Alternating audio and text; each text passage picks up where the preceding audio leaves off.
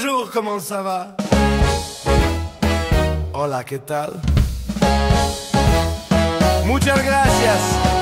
Merci beaucoup. Gratitude média. Gratitude média. Immédiate gratitude. La seule attitude qui vaille sur gratitude média. Chers followers et vrais lovers de la vie avec un grand V, aujourd'hui, je veux plonger avec vous dans les méandres d'une phrase célèbre d'André Malraux. Le 21e siècle sera spirituel ou ne sera pas. Cette pensée puissante, devenue un adage, a été 1000 fois répétée, citée, déformée. Certains disent qu'il aurait dit religieux, mais non. Malraux a bien dit spirituel, et ce n'est pas un détail. La différence est énorme. Pourquoi ? Parce que le religieux appartient au domaine des institutions, des dogmes, des clergés. Le spirituel, lui, appartient à l'expérience intime, à la vibration de l'âme, au souffle qui traverse chacun de nous. Et si le 21e siècle ne sera pas spirituel, que sera-t-il ? Que restera-t-il ? Une planète exsangue, des hommes déconnectés d'eux-mêmes, réduits à des consommateurs sans âme. Disons-le sans embâge, si le 21e siècle ne devient pas spirituel, il sera une immense poubelle numérique, technologique et transhumaniste. Un monde où les humains se croiront éternels parce qu'ils auront greffé une puce dans leur cerveau, mais où leur âme sera en jachère ou désactivée de sa connexion naturelle au monde subtil, pour ne pas dire au divin. Non, André Malraux n'a pas dit religieux, il a dit spirituel, et c'est essentiel, parce que le religieux, c'est souvent l'enfer déguisé en paradis. C'est le dogme, la peur, et pour les catholiques, le pouvoir des prêtres, des évêques, des archevêques, des cardinaux, des papes, sur les consciences. Le spirituel, c'est l'expérience vivante, libre, indomptable. C'est ce qui nous relie à plus grand que nous, sans nous soumettre à une hiérarchie terrestre. Alors oui, Malraux avait raison, la grande question de notre temps est bien là. Pour éclairer ce débat, j'ai choisi deux figures que j'admire, que je connais depuis de nombreuses années et qui pourtant semblent a priori inconciliables. François Asselineau, homme politique, intègre, qui ose dire haut et fort ce que d'autres taisent, et Anne Gévaudan, que l'immense majorité de mon audience connaît bien, exploratrice des mondes subtils, auteur et co-auteur d'une trentaine de livres, qui nous ramène à ce que je considère comme l'essentiel, la lumière de l'âme. Je ne peux pas l'affirmer car je n'ai posé la question ni à l'un ni à l'autre, mais mon intuition profonde est que Anne ne connaît pas François et inversement. Non seulement ils ne se sont jamais rencontrés, mais vraisemblablement aucun des deux n'a entendu parler de l'autre.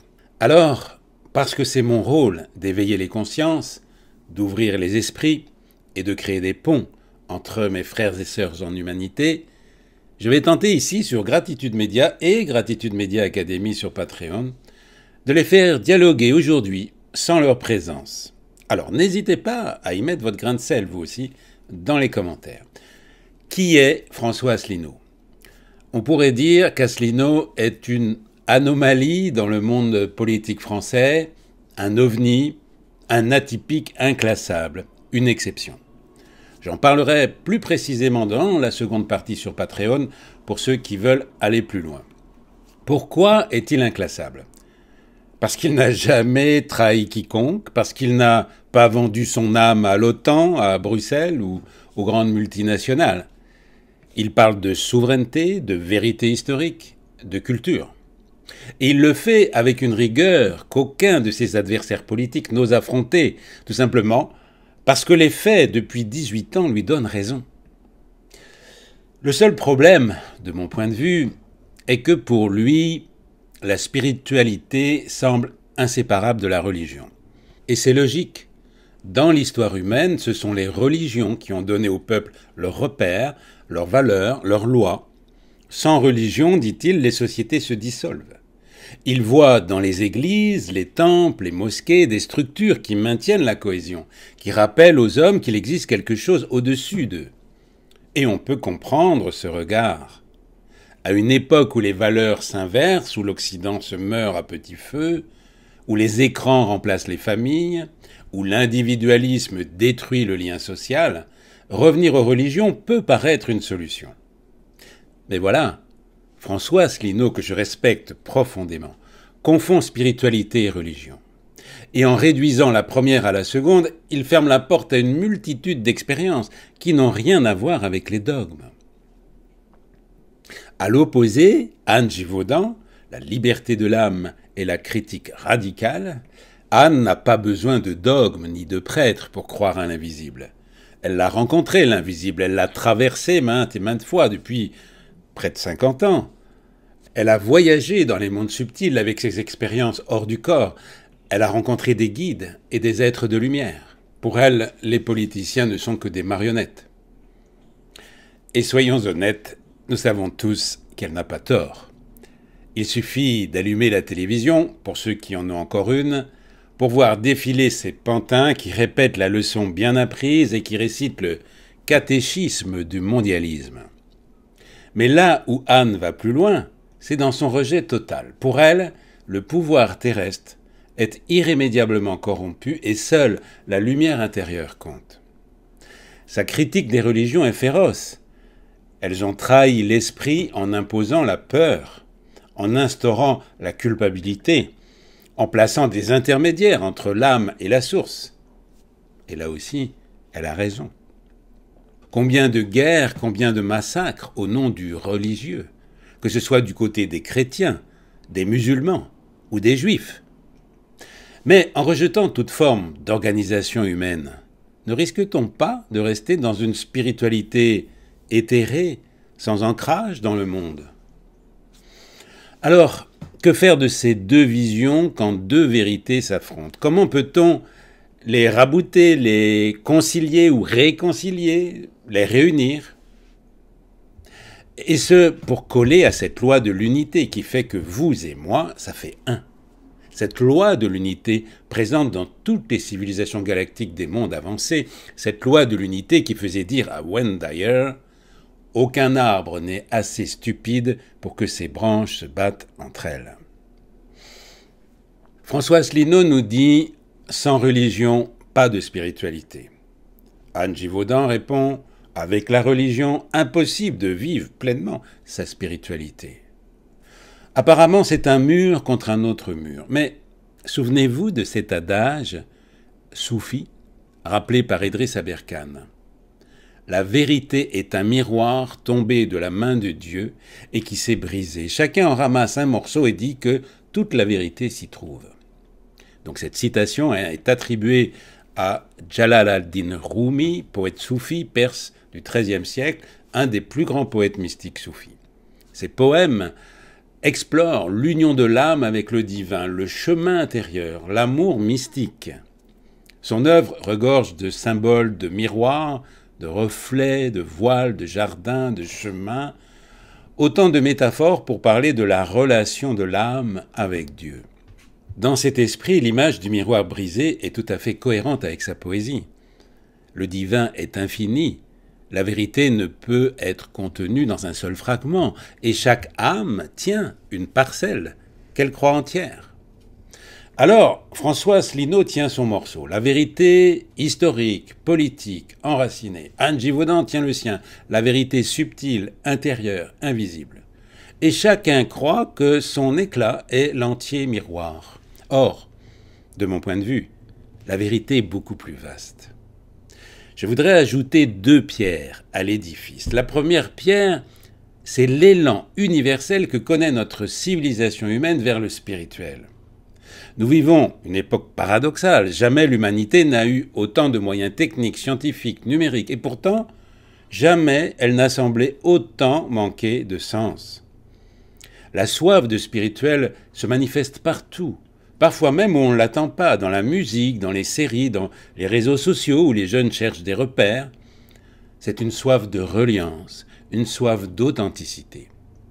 Si le XXe siècle fut celui des idéologies, le capitalisme, le communisme, le libéralisme, le mondialisme maintenant, le XXIe siècle, lui, est celui de la quête de sens. Nous ne voulons plus seulement savoir comment vivre, nous voulons savoir pourquoi vivre. Ma deuxième pierre que j'ajoute à l'édifice est que, autrefois opposées, la science et la spiritualité commencent à se rapprocher. Les neurosciences découvrent l'impact de la méditation sur le cerveau.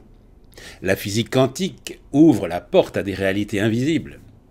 La médecine intégrative reconnaît la place des énergies subtiles dans la guérison.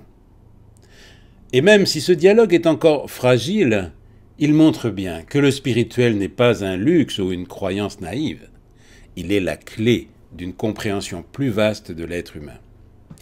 Mais attention, il y a un risque de confusion. Le spirituel n'est pas le développement personnel au rabais vendu en pilule miracle sur TikTok. Ce n'est pas une marchandise de plus à consommer. C'est un chemin exigeant, radical, qui demande humilité, silence, écoute. C'est là qu'Asselineau et Givaudan, malgré leurs divergences, nous rappellent tous deux une vérité. Le spirituel est une affaire sérieuse. Pour lui, il doit s'incarner dans des institutions solides.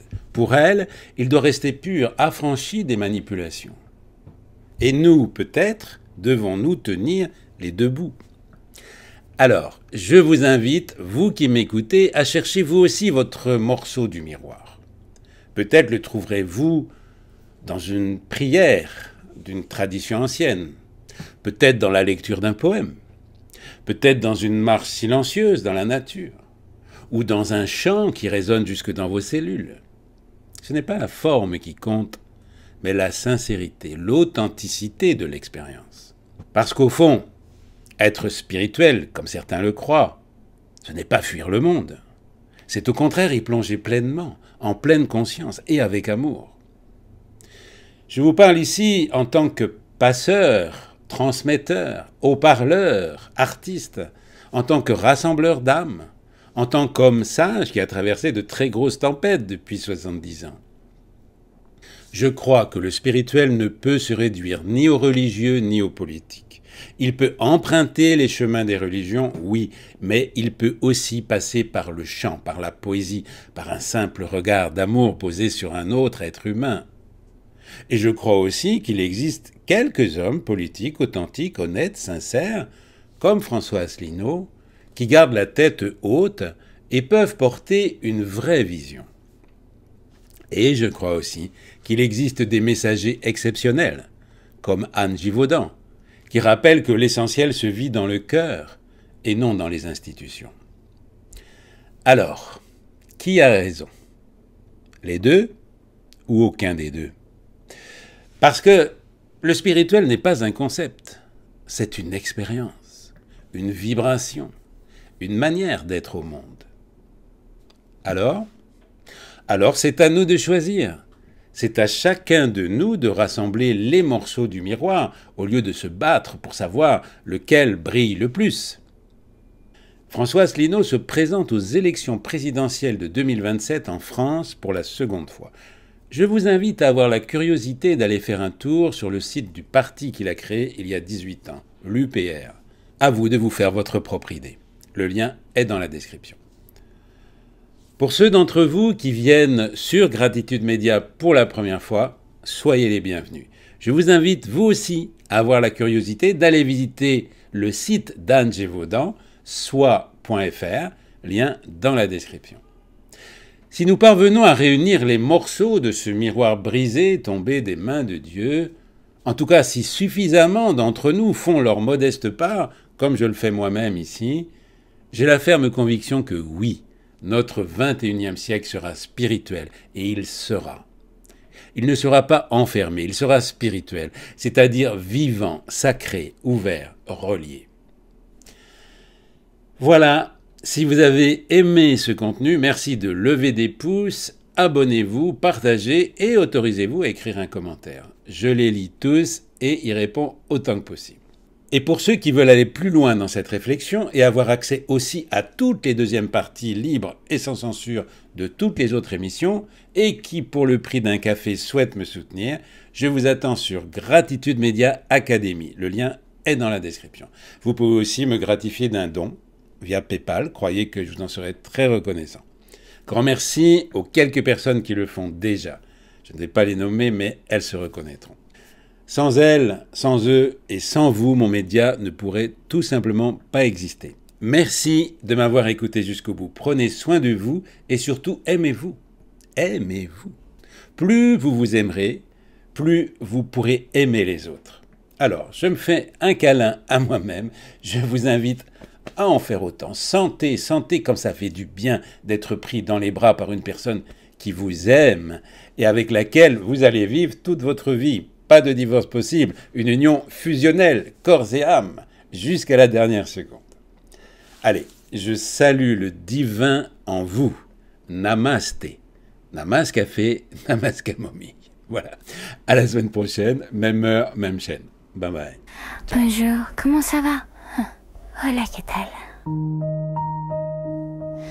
Muchas gracias.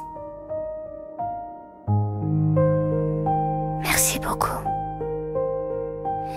Gratitude Média.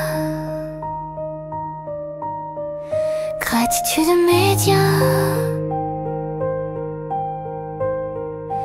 Immédiate gratitude. La seule attitude qui vaille sur Gratitude Média.